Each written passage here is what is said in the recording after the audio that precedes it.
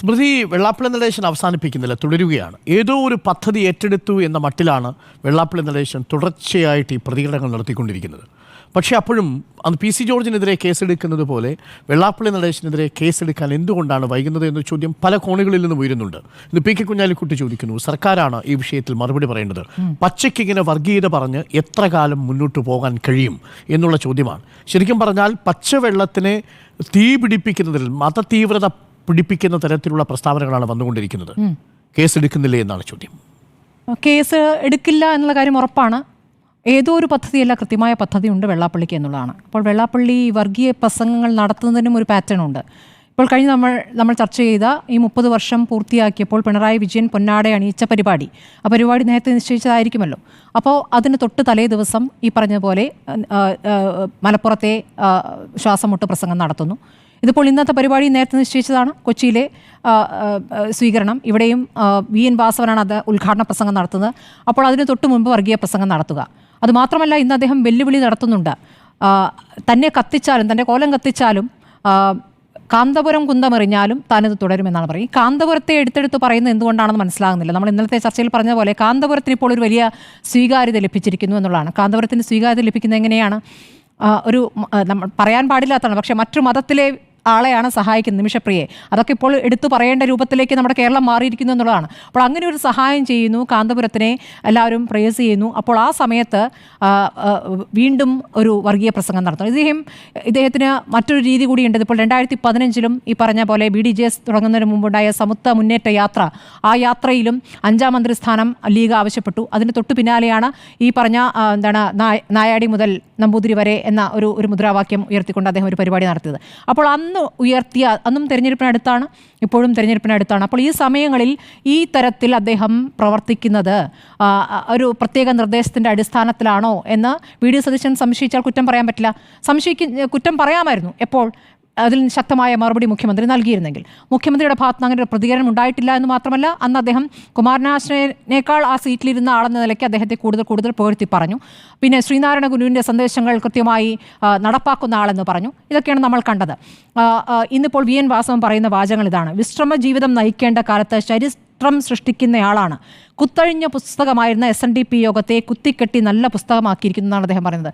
അപ്പോൾ അതിനു മുമ്പുള്ള കാലത്ത് 30 വർഷങ്ങൾക്ക് മുമ്പ് SNDP യോഗം കുത്തഴിഞ്ഞ പുസ്തകമായിരുന്നു എന്നും അദ്ദേഹം വന്ന ശേഷം ഒരുപാട് മാറ്റങ്ങൾ ഉണ്ടാക്കിയെന്നും ആണ് പറയുന്നത്. VS-ൻ്റെ കാലത്തല്ലേ മൈക്രോ ഫിനാൻസ് കേസ് തുടങ്ങുന്നത്? VS ആണല്ലോ അതിൽ തീരുമാനമെടുക്കുന്നത്. ഇപ്പോൾ മൈക്രോ ഫിനാൻസ് കേസിൻ്റെ അവസ്ഥ എന്താണ്? ഏത് തലത്തിലെത്തി നിൽക്കുന്നു? ഇനി അദ്ദേഹം പറയുന്ന കോളേജുകളുടെ കാര്യത്തിൽ അദ്ദേഹത്തിന് കോളേജുകൾ കിട്ടുന്നില്ല എന്ന് പറയുന്നു. ഉള്ള കോളേജുകളുടെ അവസ്ഥ എന്താണ്? പലതും ജപ്തി നേരിടുന്നു എന്നാണ് മുൻ SNDP യോഗം ജനറൽ സെക്രട്ടറി പറഞ്ഞുകൊണ്ടിരിക്കുന്നത്, SNDP യോഗം പ്രസിഡന്റ് പറഞ്ഞുകൊണ്ടിരിക്കുന്നത്. ഹെഡ് ഓഫീസ് ഇപ്പോൾ ജപ്തിയിലാണെന്ന് അദ്ദേഹം പറഞ്ഞു. കഴിഞ്ഞ കുറച്ചു കാലം മുമ്പ് വരെ ഹെഡ് ഓഫീസ് ജപ്തിയിലായിരുന്നു. 15 കോടി ദുരുപയോഗം ചെയ്തു, അതിൽ നോട്ടീസ് ലഭിച്ചിട്ടുണ്ടെന്ന് പറയുന്നു. ഇപ്പോഴത്തെ അതിൻ്റെ അവസ്ഥ അറിയില്ല എന്നും അദ്ദേഹം പറയുന്നുണ്ട്. അപ്പോൾ ഇതിലൂടെയൊക്കെ കടന്നു പോവുകയാണ് അദ്ദേഹത്തിൻ്റെ സ്ഥാപനം. അദ്ദേഹം കൊണ്ടു നടക്കുന്ന സമുദായത്തിൻ്റെ സ്ഥാപനം ആ രൂപത്തിൽ പോകുന്നു. വലിയ കടത്തിലാണെന്ന് പറയുന്നു. ഈ പറയുന്ന പലയിടത്തും കോളേജുകൾ തുടങ്ങാൻ പറയുമ്പോൾ അവരോട് ആ നിലയ്ക്ക് സ്വന്തം നിലയ്ക്ക് ചെയ്തോളൂ എന്നാണ് പറയുന്നത്. ഹെഡ് ഓഫീസിൽ നിന്ന് പണം നൽകുന്നില്ല, ഓരോ ഭാഗത്തും സ്വന്തം നിലയ്ക്ക് തുടങ്ങിക്കോളൂ എന്ന് പറയുക, അവർ കടത്തിലാവുക, ബുദ്ധിമുട്ടുക. ഇതാണ് മലബാറിലും കണ്ടിട്ടുള്ളത്. ഇതാണ് അതിൻ്റെ ഒരു വിഷയം. ഇനി CPM-ൻ്റെ പ്രതികരണം നോക്കൂ.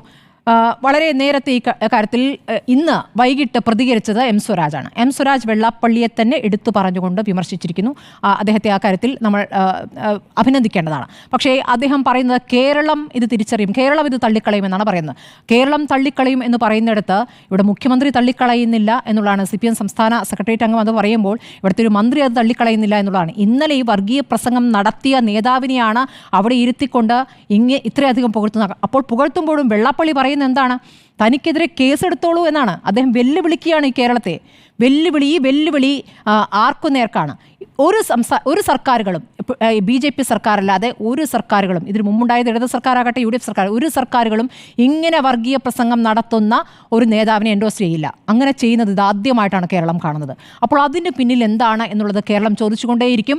ഇത് ശക്തമായ വിമർശനങ്ങൾ ഇന്നിപ്പോൾ ചന്ദ്രിക പത്രത്തിൽ മുഖപ്രസംഗം വന്നിട്ടുണ്ട്. വലിയ രൂപത്തിൽ വെള്ളാപ്പള്ളി വിമർശിക്കുന്നുണ്ട്. അതിനുശേഷം ഇന്ന് പല നേതാക്കളുടെയും പ്രതികരണം വരുന്നു. കോൺഗ്രസ് നേതാക്കൾ അത് ഈ പരിപാടിയിൽ പങ്കെടുത്ത K. ബാബുവും ഹൈബി ഈഡനും അദ്ദേഹത്തെ പുകഴ്ത്തുന്നുണ്ട്. പരിപാടിയിൽ ചടങ്ങിൽ പങ്കെടുക്കുമ്പോൾ പ്രതികരിക്കേണ്ട ഒരു രൂപമായിട്ട് അതിനെ കാണാം. പക്ഷേ കെ ബാബുവിനെ സംബന്ധിച്ച് ഈ തെരഞ്ഞെടുപ്പിൽ അദ്ദേഹം ഈഴവ വിഭാഗത്തിൽ നിന്ന് വരുന്ന നേതാവാണ്, വെള്ളാപ്പള്ളിയെ തള്ളി പറയുന്ന ഒരു നേതാവല്ല. അപ്പോൾ അദ്ദേഹം പറയുന്നത് മാധ്യമങ്ങൾ വേട്ടയാടിയ നേതാവാണെന്നാണ്. മാധ്യമങ്ങൾ വെറുതെ അങ്ങ് വെള്ളാപ്പള്ളിയെ വേട്ടയാടുകയായിരുന്നു. അതായത് അദ്ദേഹത്തിന് അറിയാമല്ലോ, അദ്ദേഹത്തിന് സ്വരാജിനോട് പരാജയം ഏറ്റത് ഈ വെള്ളാപ്പള്ളി കരിയാഞ്ഞിട്ടാണോ? അങ്ങനെയല്ല എന്നാണ് ഞാൻ മനസ്സിലാക്കുന്നത്. അന്ന് കേസ് വേറെ ഉണ്ടല്ലോ, ഇവിടെ ബാർ അഴിമതി, അതൊരു വിഷയമായി അവിടെ നിൽക്കുന്നുണ്ട്. അതിലാണ് അദ്ദേഹത്തിന് അന്ന് പരാജയം സംഭവിച്ചത്. അപ്പോൾ എം സ്വരാജ് അവിടെ ഇട വോട്ടുകൾ ഉണ്ടായിട്ടും അതിൽ കൃത്യമായി പ്രതികരിക്കുന്നുണ്ട്. സ്വരാജ് ഇപ്പോൾ നിലമ്പൂരിലായിരിക്കുമ്പോൾ സ്ഥാനാർത്ഥിയായിരിക്കുമ്പോഴും ആ വിഷയത്തിൽ പ്രതികരിച്ചിട്ടുണ്ടോ എന്നുള്ളതാണ്. ഇത് അംഗീകരിക്കുന്നില്ല എന്ന് പറഞ്ഞിട്ടുണ്ട്, ഇന്നും അദ്ദേഹം പറഞ്ഞിട്ടുണ്ട്. പക്ഷേ ഇങ്ങനെ ഒറ്റപ്പെട്ട ശബ്ദങ്ങൾ ഉണ്ടായിട്ട് കാര്യമില്ല. പാർട്ടി അതിനുശേഷം ഒരു വാർത്താക്കുറിപ്പ് ഇറക്കുന്നു. ആ വാർത്താക്കുറിപ്പിൽ SNDP യോഗത്തിൻ്റെ ഭാഗത്തുനിന്ന് വരുന്ന ഒരു കുഴപ്പം എന്ന രൂപത്തിലാണ്. SNDP യോഗത്തിന് മുഴുവൻ കുറ്റപ്പെടുത്തുന്ന കാര്യമില്ല, നമ്മൾ ആരും അങ്ങനെ കുറ്റം പറഞ്ഞിട്ടില്ല. വെള്ളാപ്പള്ളി എന്ന നേതാവിനെ മാത്രമാണ് വിമർശിച്ചത്. അപ്പോൾ വെള്ളാപ്പള്ളിയുടെ പേര് പറയാതെയാണ് ആ വിമർശനം, ആ വാർത്താക്കുറിപ്പ് വരുന്നത്. അതിൻ്റെ തുടക്കത്തിൽ പറയുന്നു, കേരളത്തിൻ്റെ മതനിരപേക്ഷ സംസ്കാരത്തിന് പോർലേൽപ്പിക്കുന്ന ഇടപെടലുകൾ ആരുടെ ഭാഗത്തുനിന്നുണ്ടായാലും അതിനെതിരെ ജാഗ്രത പുലർത്തണമെന്നാണ് CPM സെക്രട്ടേറിയറ്റ് പ്രസ്താവനയിൽ പറയുന്നത്. ഇതിൻ്റെ അന്തരീക്ഷത്തിലേക്ക് ഇങ്ങനെ വിളിച്ചു പറയുകയാണ്. ആർക്കെതിരെയാണ് പറയേണ്ടത്? അതില്ല. അതിൻ്റെ അവസാന ഭാഗത്ത് എന്താണ്? അവസാന ഭാഗത്ത് പറയുന്നു, മതങ്ങളുടെ സാരം ഏകമാണെന്ന് പ്രഖ്യാപിച്ച ശ്രീനാരായണ ഗുരു സ്ഥാപിച്ച SNDP മതനിരപേക്ഷ സംരക്ഷിക്കുന്നതിനുള്ള നിലപാടുകൾ സ്വീകരിച്ചാണ് മുന്നോട്ട് പോകേണ്ടത്. ഏതൊരു ജനവിഭാഗത്തിന്റെ പ്രശ്നങ്ങൾ ആർക്കും അവതരിപ്പിക്കാം, എന്നാൽ അത് മതവൈര്യം ഉൾപ്പെടെ ഉണ്ടാക്കുന്ന തരത്തിലാകരുതെന്നും സംസ്ഥാന സെക്രട്ടേറിയറ്റ് പ്രസ്താവനയിൽ പറയുന്നു. എന്തൊരു ദുർബലമായ പ്രതികരണമാണ്. ഇനി അദ്ദേഹം പറയുന്ന കേരളം മുസ്ലിങ്ങൾ ഭരിക്കും, മുസ്ലിങ്ങളുടേതാകും എന്ന് പറയുമ്പോൾ ഏത് കണക്കിൻ്റെ അടിസ്ഥാനത്തിലാണ് അദ്ദേഹം പറയുന്നത്? ഇവിടെ എങ്ങനെയാണ് ഭരിച്ചിട്ടുള്ളത്? നമ്മുടെ മുന്നിൽ കണക്കുകളില്ലേ? കേരളത്തിൽ ആരൊക്കെയാണ് ഭരിച്ചിരുന്നത്? ഇവിടുത്തെ ജനസംഖ്യാനുപാതം എങ്ങനെയാണ്?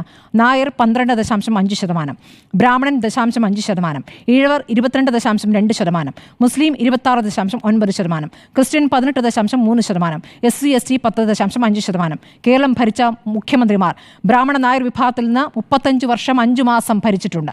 ഈഴവർ ഭരിച്ചത് 15 വർഷമാണ്, ക്രിസ്ത്യൻ ഭരിച്ചത് 12 വർഷം 6 മാസമാണ്, മുസ്ലിം ഭരിച്ചത് 53 ദിവസമാണ്. SC STയിൽ നിന്ന് ഉണ്ടായിട്ടേയില്ല. കേരളം രൂപീകരണം മുതലുള്ള മന്ത്രിമാരുടെ കണക്ക് 2021 വരെ നോക്കുകയാണെങ്കിൽ ബ്രാഹ്മണ നായർ വിഭാഗത്തിൽ 123, ഈഴവ വിഭാഗത്തിൽ നിന്ന് 64, ക്രൈസ്തവരിൽ നിന്നും 87, മുസ്ലിമിൽ നിന്നും 65, SC STയിൽ നിന്നും 19.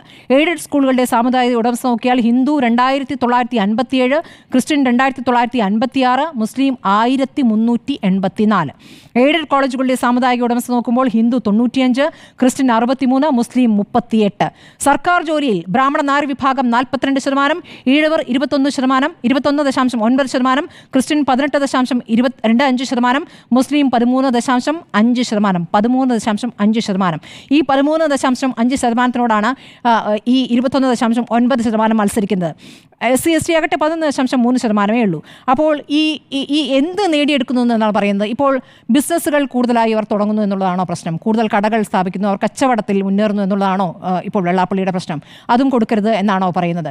ഈ പറയുന്ന എന്താണ്, നന്നായി ഒരുപാട് പ്രസവിച്ച് കുറേ ആളുകളെ ഉണ്ടാക്കിയാലേ നമുക്കിനി മുന്നേറ്റം ഉണ്ടാകൂ എന്ന് ഈഴവ സ്ത്രീകളോട് അദ്ദേഹം ഉപദേശിക്കുന്നുണ്ടായിരുന്നല്ലേ. മുസ്ലിം സമുദായത്തെ ആണെങ്കിൽ പെറ്റുകൂട്ടുന്നവർ എന്ന് ആരോപിക്കുകയും ചെയ്തിരുന്നു. അങ്ങനെ ആ വിഭാഗത്തിൽപ്പെട്ട യൂസഫ് അലിയാണ് അദ്ദേഹത്തിൻ്റെ മകനെ കേസിൽ നിന്ന് രക്ഷിച്ചതെന്നുള്ള വാർത്ത കൂടിയുണ്ട്. അപ്പോൾ എന്ത് നോക്കിയിട്ടാണ് വെള്ളാപ്പള്ളി ഇത് പറഞ്ഞുകൊണ്ടിരിക്കുന്നത്? വെള്ളാപ്പള്ളിക്ക് ഇവിടെ യഥേഷ്ടം പറയാവുന്ന സാഹചര്യം സൃഷ്ടിക്കപ്പെട്ടിരിക്കുന്നു. ഇത് തീക്കൊള്ളി കൊണ്ട് തലചൊറിയലാണ്, അല്ലെങ്കിൽ ഈ പറയുന്നത് കൈ നനയാതെ മീൻ പിടിക്കാന്ന് പറയില്ല, അതാണ്. അതായത് ഇത് രണ്ടു കൂട്ടർക്കും കൊണ്ടും ചെയ്യണം. BJPക്കും ഒരേ സമയം BJPക്കും CPM-നും സ്വീകാരനാകുന്നു വെള്ളാപ്പള്ളി എന്നിടത്താണ് നമുക്ക് അത്ഭുതം തോന്നുന്നത്. അങ്ങനെ വെള്ളാപ്പള്ളി ഈ വർഗീയ പ്രസംഗങ്ങൾ തുറന്നുകൊണ്ടേയിരിക്കും. ഒരു നടപടിയും ഉണ്ടാകില്ല, ഒരു അറസ്റ്റും ഉണ്ടാകില്ല. എങ്ങോ നോക്കി ആരോ എന്തോ പറഞ്ഞു എന്ന മട്ടിലൊരു പ്രസ്താവന ഇറക്കി CPM കൈകഴുകിയാണ്. ഇതൊരു ശക്തമായ പ്രസ്താവനയായിട്ട് എനിക്ക് തോന്നുന്നില്ല. അദ്ദേഹത്തിനെതിരെ ഒരു നടപടി ഉണ്ടാകുമ്പോൾ